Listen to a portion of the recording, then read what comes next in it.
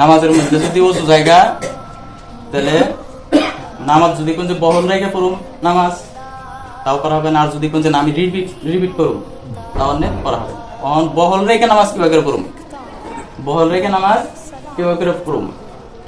আর 2 রাকাতের মধ্যে ওযু গেছে গা, 2 রাকাতের মধ্যে যদি ওযু জায়গা যে কোনো কাতার দিয়ে আপনি যাইতে পারেন, যেটা সুবিধা হয় হ্যান দিয়ে যাই হেরে আপনার যাই হেরে কোনো সালাম কালাম করে দেন যাবো না, কোনো ধরনের কথা কন যাবো না। যদি কথা কেলেন গে তাহলে আপনি নামাজ ভঙ্গ হয়ে গেল গা। তাহলে আপনি ওযু গেছে গা, আপনি আলগুস্তে যাই ওযু করে যাবেন। কখন ওযু করে হেরে দেখলেন যে 1 রাকাত আছে বা 1 রাকাতও নাই, এসব কি করবেন?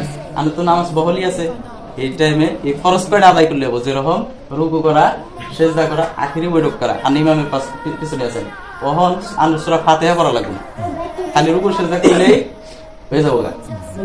কারণ আপনি ফার্স্টের দিকে আসছিলেন, নামাজটা ভঙ্গ করেন নাই, যাওয়ার পরে হেরা নামাজটা এইভাবে বহল করা লাগবে যদি উঁচু জায়গা। মুহাম্মদ কে গোলামোं का कफन मैला नहीं होता।